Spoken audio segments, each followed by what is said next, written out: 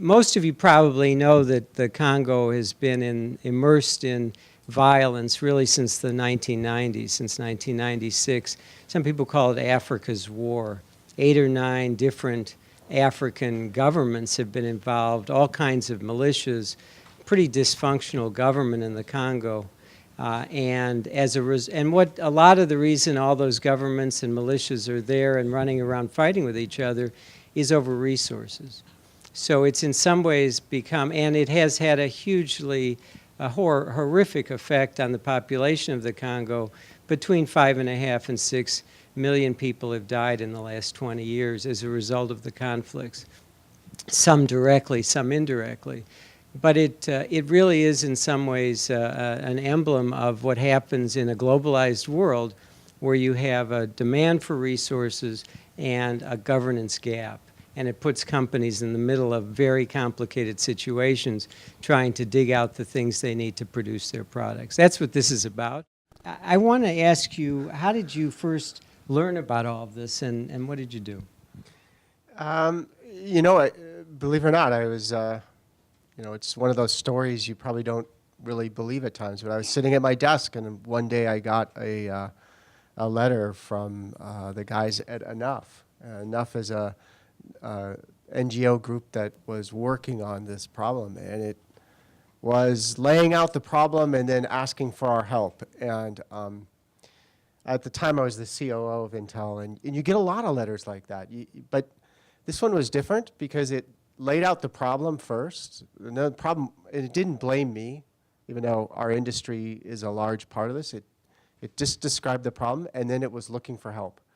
And it seemed different to me, and so I wanted to, it made me go research and spend some time and understand the issue, and as I did that, I thought, this is something we can help with. So that's how we got involved. When you got this letter and presumably talked to other people in the company, was there any anxiety about working with an NGO, with an advocacy organization like Enough? What was the discussion inside like? Yes, in fact, probably within 24 hours, my general counsel, who's the chief lawyer of the company, was down in my office saying, "You can't do this." And he gave me this story that, all NGOs are sharks. There's just different size of sharks, and so you always have to be careful, right? So, but to me, the only way these problems are really going to get solved is when people work together. And companies themselves can't solve these problems, and activist groups or almost any external group can't solve them.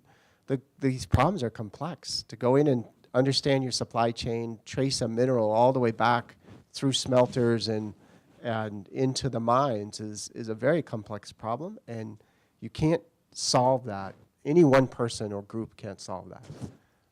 So you got the letter, you beat off the general counsel, Yeah. and you decided you're going to go forward. What did you do next? How did this actually become real? I think you can only take on problems, in my opinion, that are aligned to things that you or your company are good at. So one of the other things that interested me about this was a supply chain problem. When you broke it down and you understood it, and you separated out the human problem, which I know is not something that's good, but when you go to solve a problem as an engineer, which is my training, you separate all those things out and you break it down and you say, well, all this really is just simply a supply chain problem.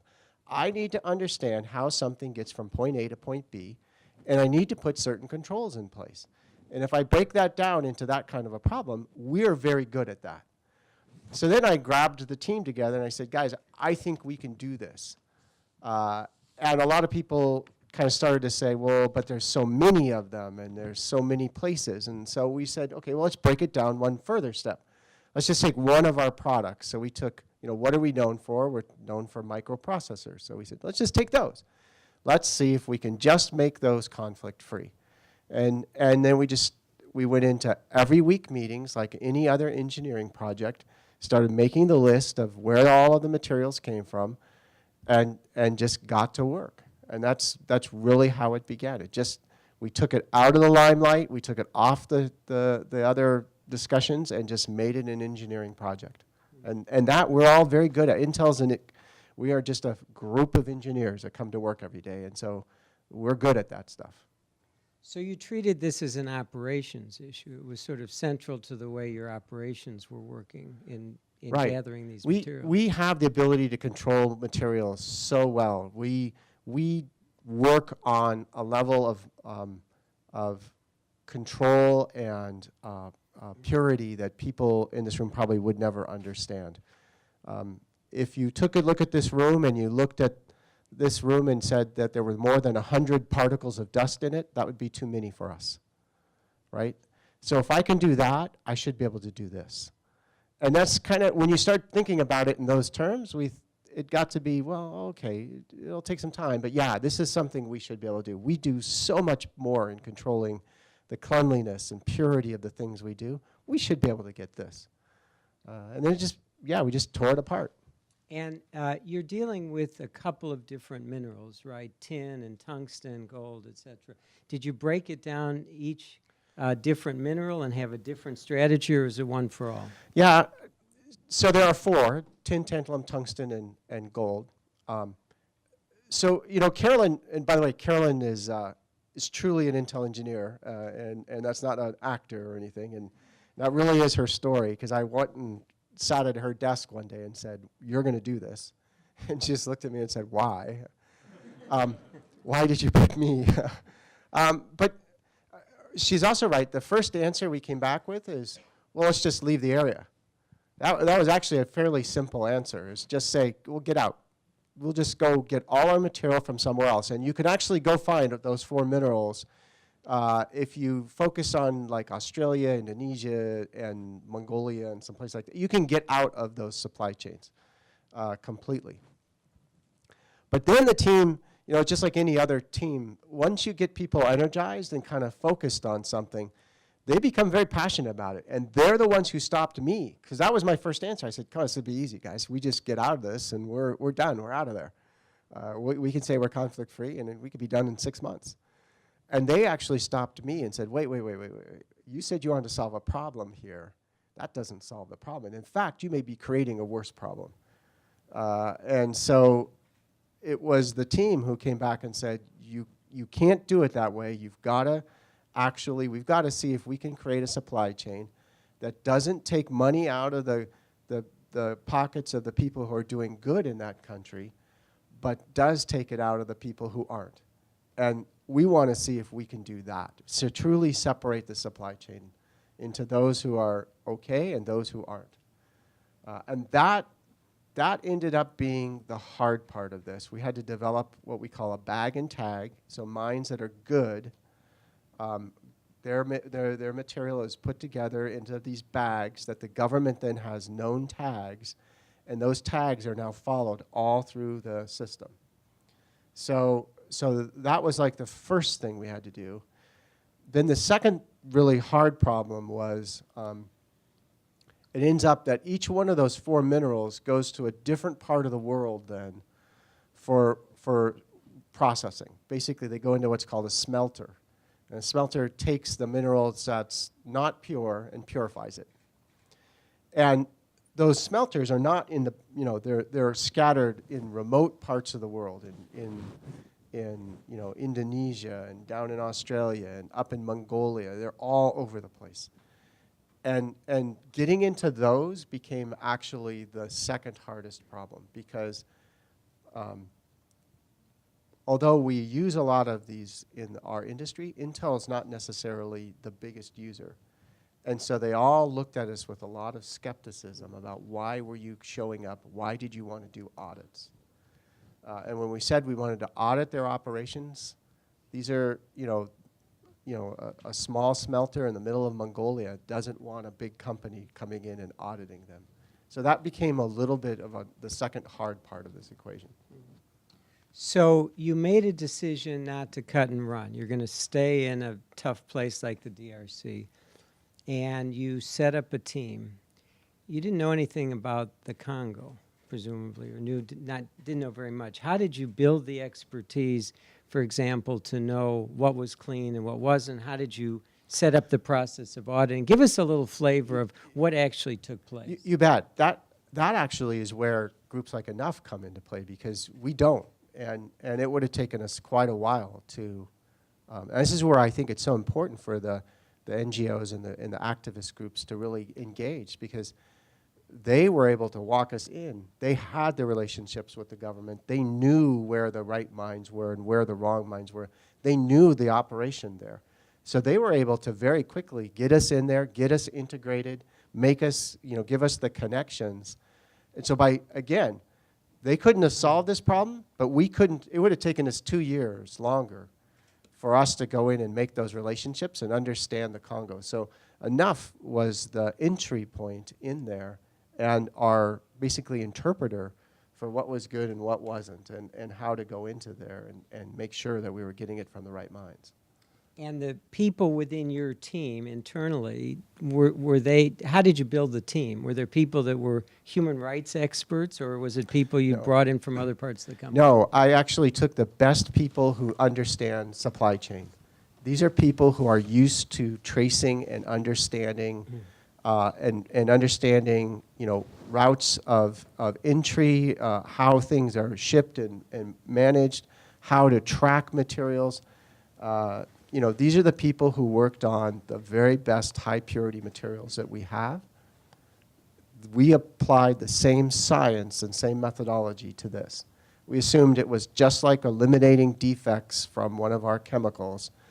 We were just making sure that we had perfect traceability and absolute knowledge of the chemistry that was coming into the door. Just a different problem set, but same engineering skill. And so, many of these people before they started this, didn't know probably, where the Congo was on a map necessarily, but they understood supply chains and how to manage the flow of material. And that's what we needed them. Now they're all engaged and they're all very proud of what they've done, and they have a much higher understanding, but it wasn't important when we started. What they had to have was this skill in doing these supply chains. You're in a foreign country with a questionable government, a difficult government, the Congo. Did you go to the government directly? Did you get a yay or nay, or did you just do this on your own? This again was, this was the easy part again. Because Enough had done all the groundwork, it was very easy. And when they brought us in and said, these guys are here to help you, this is a big corporation, they actually welcomed us in. And so that was very easy. Where we all struggled was, we would get to one of the elements. Gold was a good example. A lot of the gold smelters didn't want to let us in to do audits on where the gold was coming from, and so and those are all over the world. And so we ended up going to the London Gold Exchange, the Chinese Gold. We had to go into all these other countries and kind of make our way through into these industries and say, we're here to help, and convince them that this was a problem that they were going to face, like it or not, and that we were there to help, and we were going to make it such that from now on it would be much simpler for them. Many of them took quite a while. So I would tell you that that was the hardest part of this. We could get the material out of the Congo, we could separate the mines, but getting the smelters that were all around the world to agree to us coming in and auditing them and opening up their books basically was the hardest part, because they just looked at us with skepticism. We weren't common partners with them, and they didn't know much about this issue, and they just kind of have a kind of a closed operation normally anyway. Did you, when you talk about the auditing, did you identify people within the company to do it? Did you go to outside audit firms? How did you actually get the audits done? So the first ones we did ourselves, because we really wanted to, as good engineers, you always want to be able to understand the process and the technology. So I made the people, so we have a couple guys who put in like 250,000 flight miles in a year, going to these smelters all over the world. So the first several audits we did ourselves. We're also a member of the EICC, which is the Electronics Industry Council that works on projects like this. So we started to gather other companies, Apple, HP, some others, to participate. And then what we said is at the end, in order to make sure that this was truly a kind of a program that could stand on its own, we actually got third-party auditors to come in with us and do the audits, so that we are actually now observers in audits, that we rotate amongst the companies who goes and observes, but use a third party to do the audits. And we wanted that in order to have an integrity of the system, that nobody would ever say, well, you know, you guys do the audits, how do we really know that you've got a quality system there? Isn't that kind of the fox watching the hen house? So we put somebody else in charge of watching the hen house in this case, right? We got a third party to come in there and do the audits for us. We're living in a world where companies spend a lot of time and money on public relations and trying to make themselves look good and their brands look good. And so there's skepticism. A lot of people are cynical. You know, this company says they're doing it. Do we really believe it? How do you overcome that? What are the ways that you tell your customers, your shareholders, others, we're actually doing the right thing and here's proof of that? You know, I think that in today's world of social media, if you say you do something and somebody catches you not doing it, it gets public very, very quick. And so I'm a firm believer that you have to be very careful about the statements you make, the claims you make about your company or your products, and you really have to stand behind them, because if somebody can prove that you're not, it'll be spread like wildfire. So I think there's a natural process that occurs in today's world that keeps people from on fairly honest ground. But after that, we've been pretty careful about not trying to be overly overt about our marketing of this, because to us it was just the right thing to do. Instead, what we try and do is actually, we've been trying to spend more of our marketing efforts is in events like this, which is getting people more engaged in the problem, because the problem's still out there. You know, I think only a few companies actually registered their conflict mineral supply chain this year. I think there was only about 4, less than a half dozen, let's say. You know, there's still a lot more work that can be done on this. So I'm less worried about, is Intel going to get credit for being conflict-free? We're not still completely conflict-free. We just announced that we get everything we do, whether we build, you know, a robot or a microprocessor or anything we do, by the end of 2015. We are heads down and, you know, grinding away on that right now. But I'm more engaged in how do we get the rest of the industry and the rest of the economy focused on this as well. So I'd rather spend my marketing time in events like this getting, you know, people engaged in the effort. And we have a series of these kinds of events trying to engage people in this. So let's talk about that. One of the things that you mentioned a minute ago is that companies, a few companies like Hewlett-Packard, Apple, have joined the effort. And it's clear that if there's a broad cross-section of companies that are all doing the same thing, you're going to have more impact. What kinds of things can you do as a CEO to encourage your business competitors to come with you on this, to leave your competitive juices at the door and agree to work on these things together? And what are some of the challenges you face? So we take all of the corporate social responsibility issues as non-intellectual property. So if anybody wants our process, we just share it. And we actually will typically post them up on websites. In this case, we shared it with that industry, the EICC, the Electronics Industry Council group. So we don't believe that this is a secret that we want to hold. So we just make it public. That's the first thing you can do. The next thing is I do talk to, you know, I have lunch with Tim and Meg and all those guys, and we talk about this, or just corporate social responsibility issues in general. You can also have kind of a downward effect as well. So what we've done now is across the board, if you want to be an Intel supplier, you have to file a corporate social responsibility report, which says you talk about your human rights programs, you talk about your you know, the programs you have in place to make sure there's no underage employees, and your things around conflict minerals. Then we actually audit our suppliers. And now, in our annual report, you can read our annual corporate social responsibility report, we produce a list of the 10 best.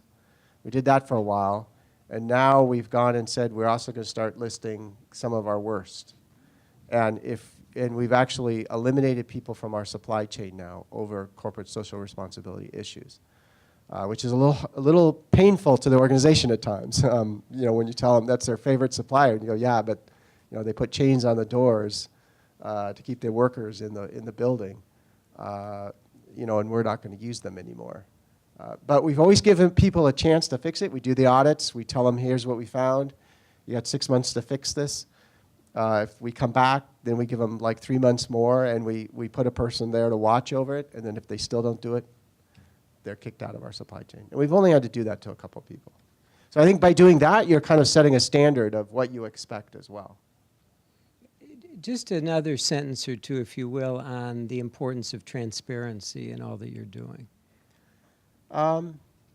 So I'm a big advocate that in today's world, you can only survive and thrive as a corporation under transparency. So we actually have tried to make everything transparent from our, you know, we publish our corporate social responsibility, but we actually even, in New Mexico, we have a factory, because we still have 75% of our manufacturing is in the US still. We have a factory that's right on the edge of a community. The houses butt right up next to our factory. And our factories have big stacks. Now, what those are mostly heat exhaust stacks, right? But to make the community feel good, we actually put cameras focused on those stacks and built a website and actually have real-time monitoring of the effluent from those stacks. So people can log onto a website in New Mexico, see a picture of what's coming out, and actually see the real-time monitoring of the smokestack. And we just think that's important to just have that transparency. And if something goes wrong, or you know there was something, you know, they would see it real time. But that, I mean, it's going to come out anyway. We'd never let that happen, though. I want to ask you more on a personal level. You know, you trained as an engineer. You basically grew up in the company in Intel. And all of a sudden, this letter comes in, and you've got the lawyer telling you, stay away from this, don't stick your neck out. You've got the internal people saying, you got to be crazy, why are we doing this? What prompted you? What made you decide this is the right thing to do? I think there were two things. One, if you go and read about this problem and you take a look at what's really happening, and it's, you know, child labor being enslaved and people being worked till they just die in the pit,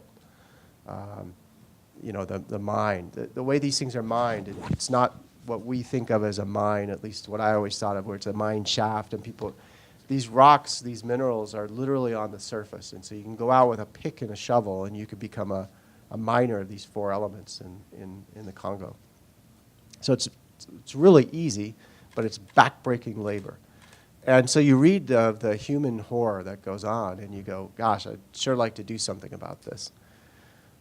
But then secondly was, again, maybe there was just something when I looked at this problem.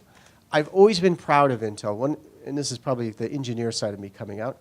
I've always been proud that we are one of the last great manufacturers in the United States, that we are very, very good at manufacturing. We manufacturing things that are unbelievable on a microscopic scale.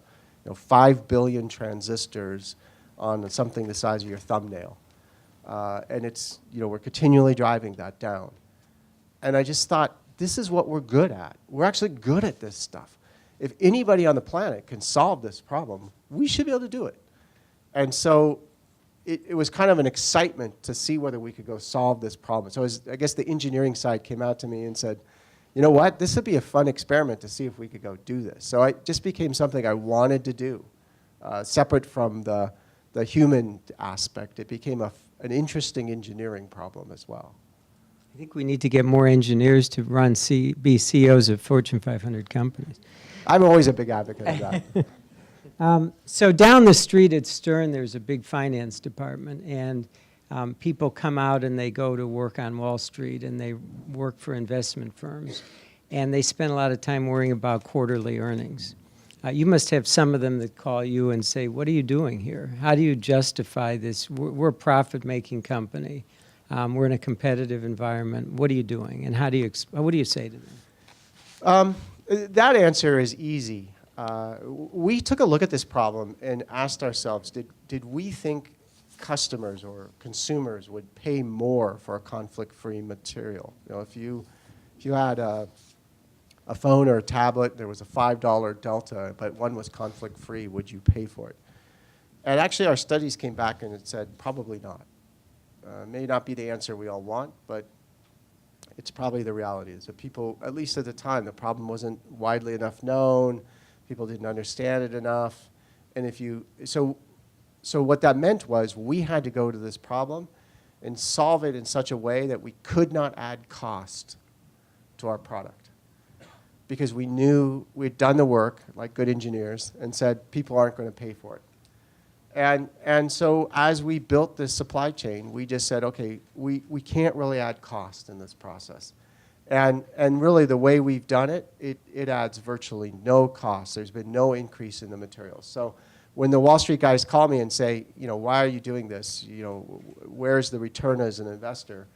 I go, well, don't worry, it doesn't cost you anything. We've been able to do this, so it's literally no added cost to the product. And over time, over the long run, I believe that if you build a company on doing the right thing, you'll get a return of investment. It may be 10 years from now, but it'll come. So leave this one alone. And in every case, they walk away going, hey, that's actually a really good thing to do. Thanks. We understand it now.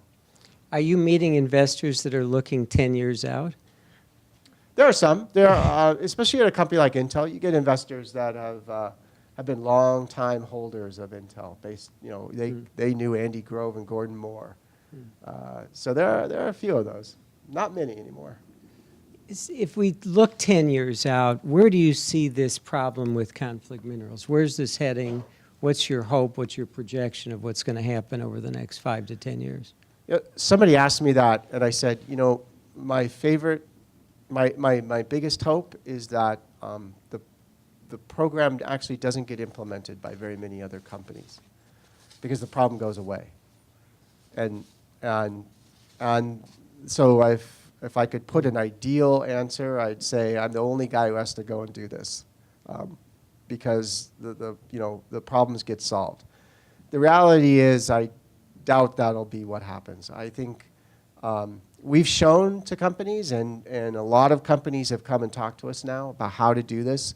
We actually are willing to send people there and help them put the team together and the structure.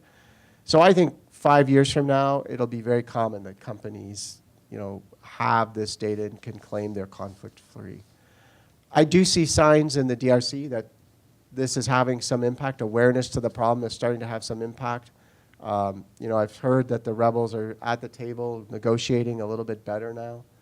So, we'll see. Here would be my perfect world. I'm the only guy who has to do it. The reality will be, I think the industry will move along, and I hope the problem does get solved. But as you said at the beginning, right, this has been going on for quite a while. These kinds of issues I believe they're driven by economics to some extent. And until that area has an economic solution that drives a standard of living to a certain level, these kinds of conflicts occur in regions that just have these economics issues. I want to open up to audience questions. I just want to put 2 other points on the table, not so much relating to DRC.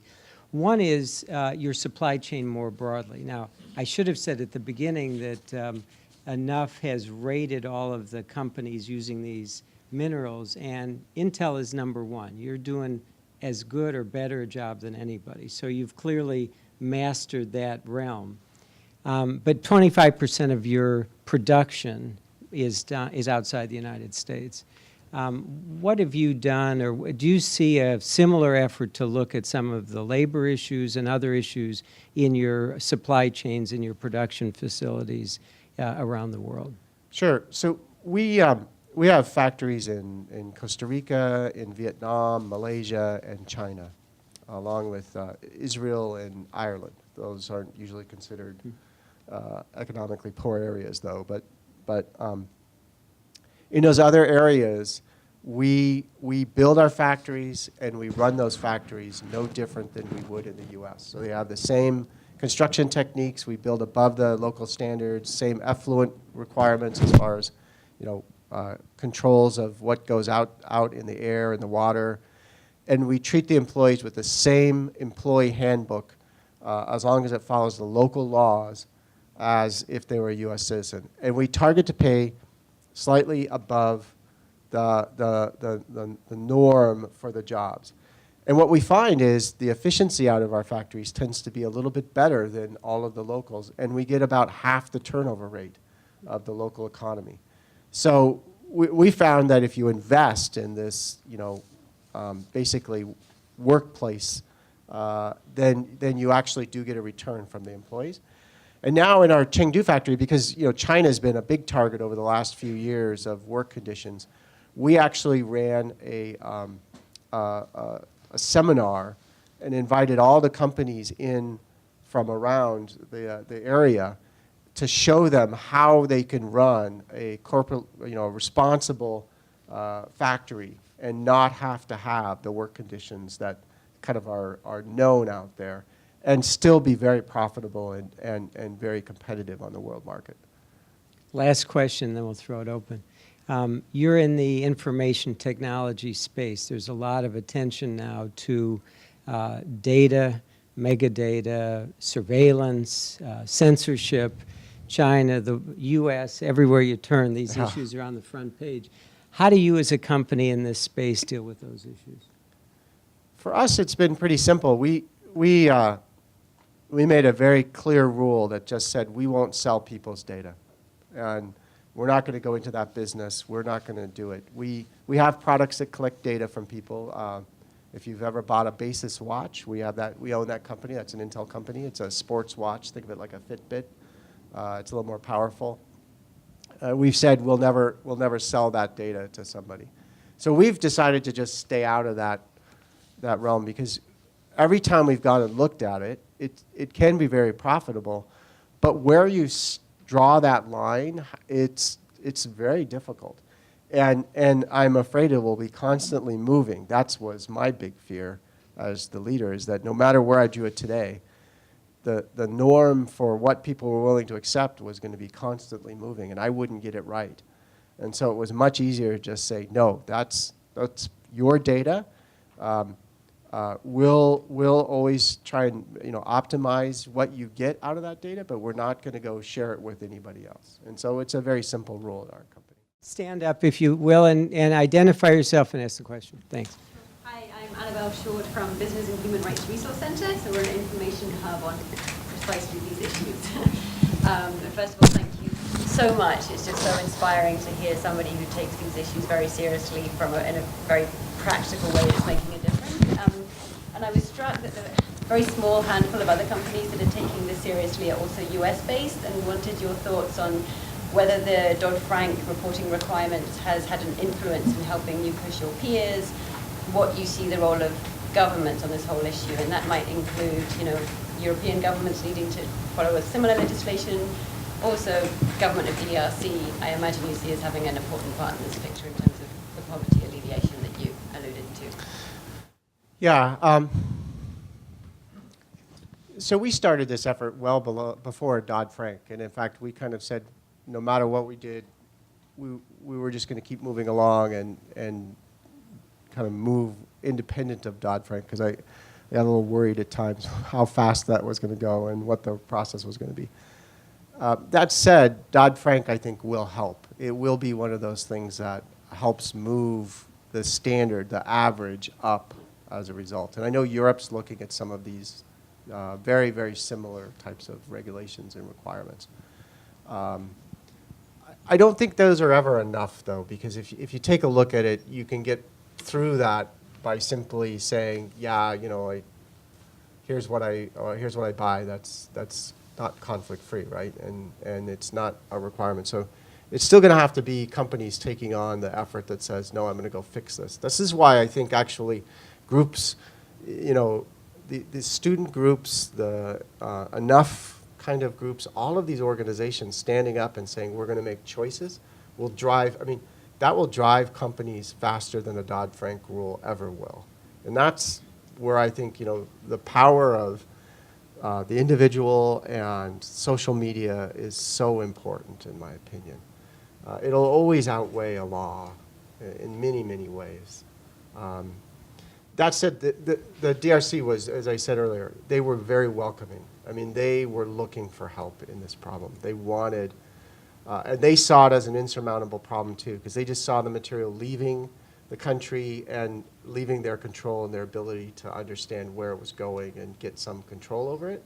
They were trying to manage it at the border, but it was a very difficult process as long as people were willing to accept it on the other side. So they were very willing and very open to having us come in and help and identify a process that would allow them to track this.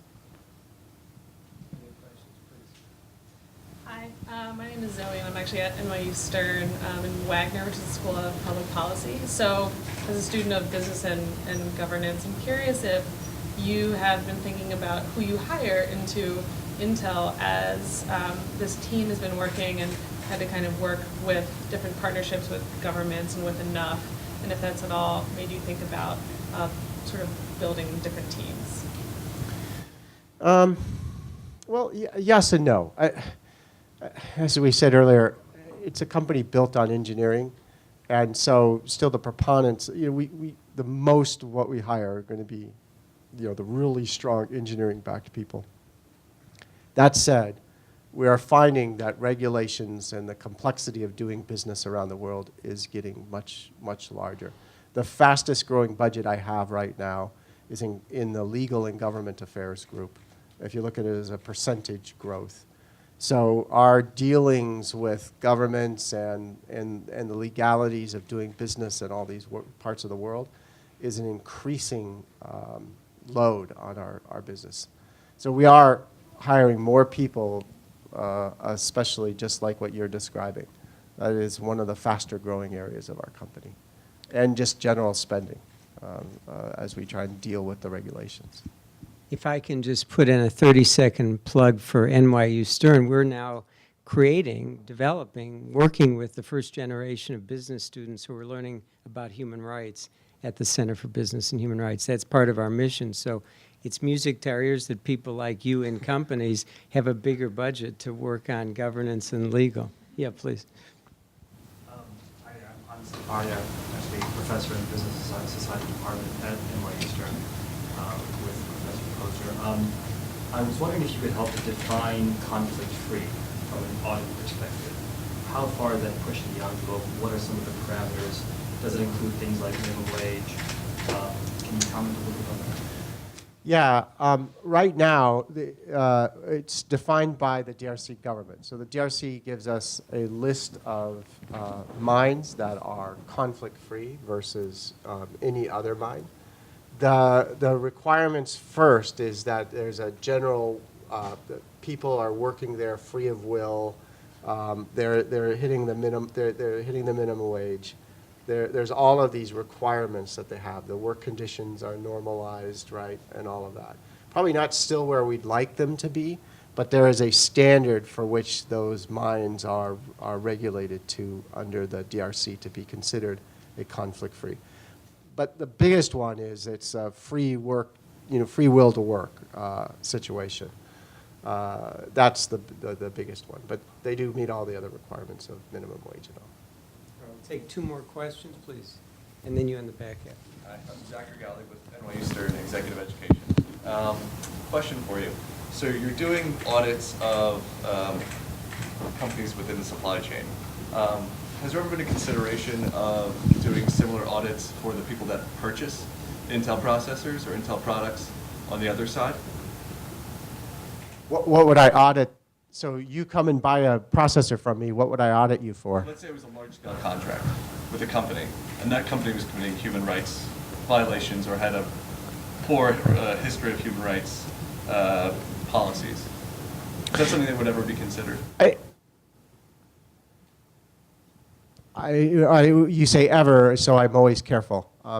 Right now, I have so many problems on the other side. So right now, we are absolutely monitoring our supply chain. and doing audits of the companies that supply to us. Because I want to be able to stand up and say, what I build is built of conflict-free and is built on a backbone of socially responsible supply chain. So I've got a fair amount of work to do to ensure that is absolute. Beyond making sure I follow the rules of law around selling to controlled countries or things like that, I actually don't worry about who I sell to. It's an interesting question. Would I ever not sell to somebody because of their human rights violations? I'm not sure. We definitely are kept out of certain countries for certain products because they're controlled, but not. I haven't thought of that. That's an interesting question, because IBM sold to the Nazis back in World War II, so it's something certainly that could come up at some point. There was a question. I would hope that would have been a controlled country by now in today's world. Was there a question in the back? Please. My name is Lillian. I'm at the Wagner School, the public policy school. And first of all, I want to applaud you for really good efforts in this field. I'm also at the UN Global Compact, and I know you guys are a signatory. And so I'm just wondering, sort of, because we talk a lot about corporate sustainability in work, so both the dimensions socially, environmentally, ethically, and financially. And I'm just curious what Intel's take on this kind of more really broad sustainability issue is. I mean, is that even realistic for a company to strive for? Yeah, I think it is. If you take a look, I'm kind of a green nut in our company to an extent. So we have, on every one of our domestic sites, we've covered every inch of roof we can with solar. We're now starting to put wind generators on some of our buildings as well. Unfortunately, that won't offset all of our electrical usage. In fact, if we covered every roof we have with solar panels right now, and every ounce of pavement that we had, it would be less than 10% of the electricity that we use. So solar is still just not efficient enough for industrial use to offset it. We are the largest purchaser of green power. So what you can do is you can go on to an exchange and buy green power. Basically what you're doing is funding projects that will go build wind farms and solar farms across the country. We do offset 100% of our electrical usage domestically with those green power purchases. And we're the #1 purchaser in the country. So I couldn't do it in my own facility, unfortunately. I just don't have enough space or enough technology yet. But we absolutely went off and offset that. Then we have efforts to do water reduction. So in our Arizona plant, Arizona's in the middle of the desert, we use a lot of water. What we actually do is the water gets reused several times within the factory. Goes from ultra pure, comes in the factory, gets used, then it goes to like our chillers, it gets used there, then it gets used in the watering the lawns and things like that. Then after all of that, we built the city a waste treatment plant to treat it, and then they pump it back onto our site and we inject it into wells back into the aquifer. So that basically most of the water that enters that plant gets used a bunch of times. Some of it goes up into the air then, but anything that's left gets put back into the ground. So we're trying to do programs like that. And I'd say, we've spent hundreds of millions of dollars to do that in the communities that we work in. And so we're getting there, I would say. I do believe you can be sustainable to an extent. We got rid of, we've been getting rid of paper, or everything is compostable now in our cafeterias and all too. So we're trying to do those things. You got to have the technology to align to it, though. I wish solar was a little bit more efficient, and then I think the whole world would be a better place. We promised to have you guys out here by 1:15. I'm going to take one last question. Hi, my name is Matt Ronan. I had the chance to visit Intel with a business school trip to Israel. Had a great time. The people there were so happy. The employees were very happy. Were you at Kiryat Gat or Kiryat Haifa? Gat, yeah, Okay. yeah. And so you said a couple times that we're a group of engineers, so that says to me that people are really important to your company. Are you finding that there's something strategic and there's a business case for doing these kinds of CSR initiatives that's helping you attract better employees or keep those employees longer and keep them engaged and happy? Oh, definitely the employees. The employees are excited about this. They're very proud to be the first conflict-free. I mean, I get notes every week saying, you know, I'm so glad we did this. I'm so proud to be a part of this. You know, their kids do a study and come in and say, hey, Dad, you know, your company's conflict-free, or Mom, your company's conflict-free. And they get excited about that. So there's definitely a certain amount of that. The more we get student groups and students activated about this, the more they're aware of it. I hope that they'll select Intel. So I do believe there's a component there. And I think that there's just a goodwill. People see, so in California there's a drought. We stopped watering our lawns. All of our lawns are brown now, and we say brown is the new green, right? Instead of orange is the new black. And so, you know, we've kind of had fun with it, and people get proud of the fact that our lawns are all brown now in our courtyard. So I do believe that there's a morale and an energy about this. In one of our plants, we actually, or one of our sites, there was a local group who wanted to raise bees. And so we actually gave them a space on our site to do bees, and then they sell the honey in the cafeteria at certain times of the year when they harvest the honey. So the employees see that there's this, you know, community being built within the company around these kinds of things. So yeah, I think there is an option here. Brian, I want to thank you for a really interesting hour and for your leadership in this really important area. Thank you all for being here. You are dismissed.